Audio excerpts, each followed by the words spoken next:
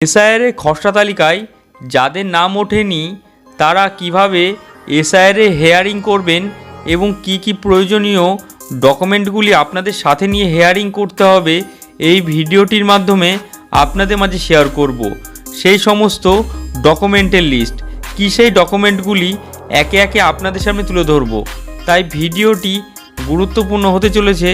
ভিডিওটি সম্পূর্ণ স্কিপ না করে প্রথম থেকে শেষ পর্যন্ত দেখতে থাকুন এবং চ্যানেল নতুন হয়ে থাকলে চ্যানেলটিকে সাবস্ক্রাইব করতে ভুলবেন না। এবার একে একে এসআইআরের হেয়ারিংয়ের জন্য প্রয়োজনীয় যে সমস্ত কাগজ বা ডকুমেন্টগুলি লাগবে আপনাদের সামনে তুলে ধরব। সেই ডকুমেন্ট লিস্টের প্রথমে আছে পরিচয়পত্র বা পেনশনের কাগজ। আপনার কেন্দ্রীয় বা রাজ্য সরকারের রাষ্ট্রায়ত্ত সংস্থার নিয়মিত কর্মীদের পরিচয়পত্র অথবা পেনশনের অর্ডার থাকলেও আপনাদের হেয়ারিংয়ে এই কাগজটি গ্রাহ্য হবে। এর পরবর্তীতে 1987 সালের পূর্বের নথি অর্থাৎ 1/7/1987 সালের আগে ইস্যু করা কোনো নথি আপনাদের কাছে থাকলে স্থানীয় পুরসভা বা পঞ্চায়েত ব্যাংক অফিসের LIC প্রদত্ত যে কোনো প্রমাণপত্র আপনাদের এসআইআর হেয়ারিংয়ের গ্রাহ্য হবে।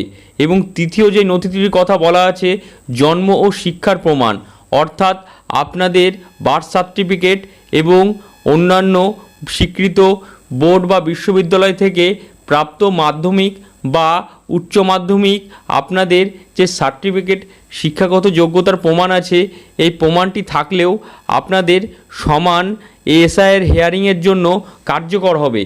এছাড়া পরবর্তী যে ডকুমেন্টের কথা বলা আছে জমির দলিল, নিজের পরিবারের নামে থাকা জমির দলিল বা পাট্টা অথবা সরকারের আবাসনা বরাদ্দের চিঠি থাকলেও আপনাদের এসআইআর হেয়ারিংয়ের জন্য সমান কার্যকর হবে জমির দলিলও। এছাড়াও অন্যান্য গুরুত্বপূর্ণ যে ডকুমেন্টের কথা বলা আছে এখানে ডকুমেন্টগুলি হলো আপনাদের গুরুত্বপূর্ণ যে নথিপত্র SDO প্রদত্ত ডোমিসাইল বা আপনাদের রেসিডেন্সিয়াল সার্টিফিকেট এবং বৈধ passport ST SC OBC certificate caste certificate থাকলেও আপনাদের সমান গুরুত্ব দেওয়া হবে এসআইআর হেয়ারিংয়ের জন্য। এছাড়াও NRC ফ্যামিলি রেজিস্ট্রেশন থাকলেও আপনাদের গুরুত্ব একইভাবে এসআইআর হেয়ারিংয়ের সময় দেওয়া হবে। আপনাদের NRCর নাম থাকার প্রমাণ অথবা রাজ্য বা স্থানীয় কর্তৃপক্ষের রক্ষণাবেক্ষণ করা ফ্যামিলির রেজিস্টার কপি বিহার থেকে আগতদের ক্ষেত্রে সেখানকার এসআইআর তালিকার প্রমাণ গ্রাহ্য হবে বলে সরকারের তরফ থেকে জানানো হয়েছে।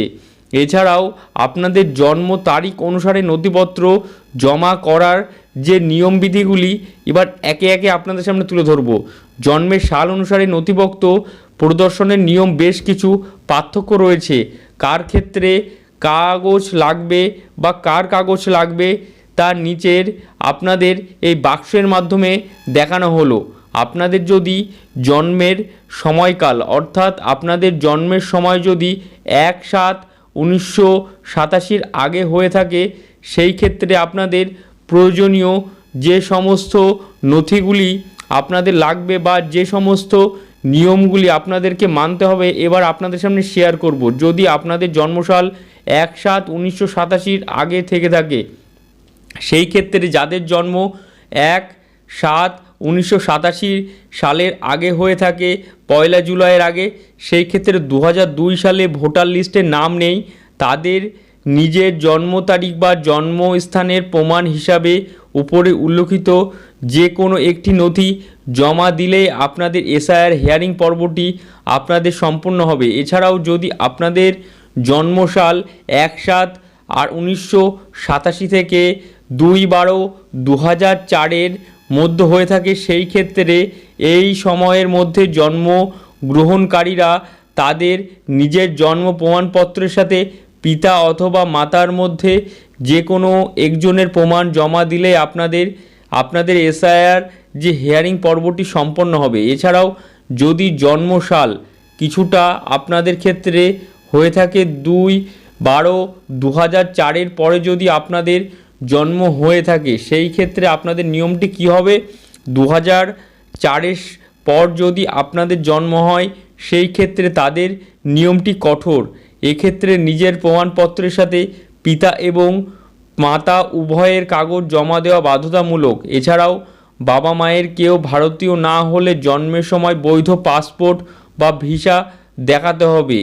এই সমস্ত ডকুমেন্ট, অর্থাৎ আপনাদের কার ক্ষেত্রে কি কি ডকুমেন্ট লাগবে এসআইআর হিয়ারিংয়ের জন্য আপনাদের সামনে শেয়ার করা হলো। এবং এই আপনাদের জন্মসালের ভিত্তি এবং আপনারা যদি ভারতীয় নাগরিক হয়ে থাকেন সেই ক্ষেত্রে আপনাদের যে সমস্ত ডকুমেন্টগুলি আপনাদেরকে লাগবে আপনাদের সামনে শেয়ার করা হলো। তাই ভিডিওটি যদি ভালো লেগে থাকে ভিডিওটিকে লাইক, শেয়ার, সাবস্ক্রাইব করবেন, যাতে করে এর পরবর্তী এসআইআর সংক্রান্ত সমস্ত আপডেট আপনার মোবাইলে সর্বপ্রথম পাওয়ার জন্য।